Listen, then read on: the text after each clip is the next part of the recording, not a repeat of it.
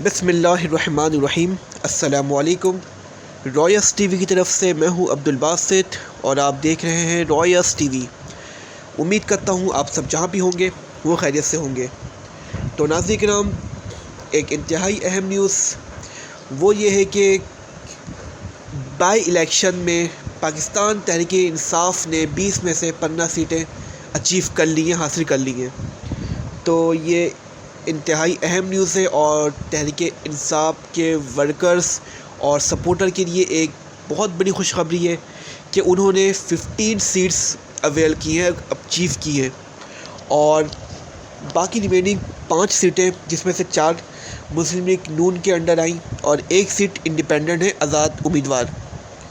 तो ये काफ़ी अच्छी अचीवमेंट है इमरान खान साहब की, वो बहुत खुश हैं। और अब देखना ये है कि आगे का लाए अमर क्या होता है, क्योंकि नाज़रीन इकराम पहली बार ऐसा हुआ है कि जो फेडरल गवर्नमेंट है, जो हमारे प्राइम मिनिस्टर हैं जनाब शहबाज शरीफ साहब, उनकी हुकूमत किसी भी सूबे में नहीं है। तो ये बहुत शॉकिंग है कि एक प्राइम मिनिस्टर जो वफाक का है उसके अंडर कोई भी सूबा नहीं है। देखना ये है कि अब क्या होने जा रहा है। और एक और इस पे बात है कि अब जो 22 जुलाई को चीफ़ मिनिस्टर का इलेक्शन है पंजाब में, उम्मीद की जा रही है, अब एक रोशन इम्कान है कि वो जो चीफ़ मिनिस्टर होंगे वो परवेज़ इलाही साहब होंगे और हमज़ा शहबाज साहब इस्तीफ़ा देंगे और वो वज़ीर आला पंजाब नहीं रहेंगे। तो ये जो सीट थी नाज़रीन किराम बहुत अहम थी पीटीआई के लिए, क्योंकि पीटीआई के पास 10 सीटें पहले थी, जो 30 सीट हुए उनके अरकान वो 10 सीटें थी। लेकिन इस बार ज़बरदस्त अचीवमेंट की है उन्होंने कि 15 सीटें अपने नाम की हैं, यानी कि पिछली बार 10 थी और अब उनके पास 15 हो गई। तो ये बेहतरीन कारकर्दगी है इमरान खान साहब की और पीटीआई वर्कर्स की। तो इनको अच्छी अचीवमेंट मिली है।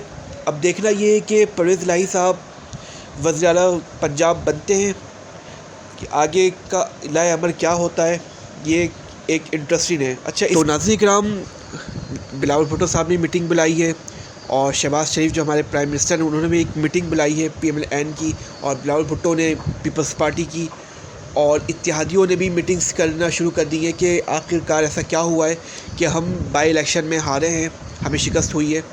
तो इसके बाद ये भी लाए अमर तय करेंगे, PDM भी लाए अमर तय करेगी और PTI भी लाए अमर तय करेगी कि आगे क्या करना है। और अच्छा, इसके बाद एक और जो सबसे इंटरेस्टिंग सूरत हाल है वो ये है कि इस बार जो टर्न आउट रहा है वोट का, जो बाई इलेक्शन हुए इसमें जो टर्न आउट था वोट का तकरीबन 50% से ज़्यादा रहा है। नाज़रीन किराम, ये बहुत इंटरेस्टिंग सूरत हाल है कि 50% से ज़्यादा बाई इलेक्शन में लोगों ने वोट दिया है, और जब कौमी इलेक्शन होंगे तो उसमें आप सोच सकते हैं कि 70 to 80% रेशो रहेगा इसका। तो काफ़ी अच्छी बात है कि अवाम निकली है बाहर, अवाम ने अपना हक़ दिया है।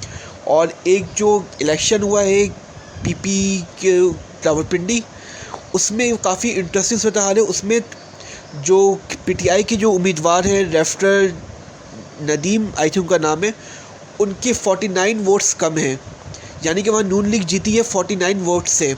तो ये काफ़ी इंटरेस्टिंग वहाँ पर सूरत हाल है। और अब इमरान खान साहब ने PTI की उनकी जो पार्टी है उन्होंने ऐलान किया कि हम इसमें रिकाउंटिंग कराएंगे। हो सकता है कि मे बी के वो सीट PTI के पास रहे या वो PMLN के पास ही रहे। तो ये इलेक्शन था नाज़रीन किराम, हमने आपको इससे आगाह किया।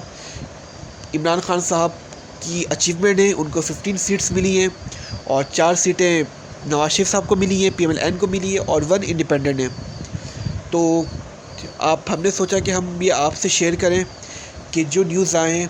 इसके बाद अब देखना ये है कि नाज़रीन किराम अब क्या होने जा रहा है आइंदा। अब जो बनने वाले वज़ीर आला वो कौन है, या चाहे वो अब जो बनने वाले वज़ीर आला हैं वो कौन है, या वो चौधरी परवेज़ इलाही साहब हैं या वो हमज़ा शहबाज साहब हैं। देखना ये कि कौन वज़ीर आला बनता है अब। तो आई होप कि आपको हमारी ये वीडियो अच्छी लगी हो, तो आप इसे प्लीज़ लाइक और सब्सक्राइब कर लें।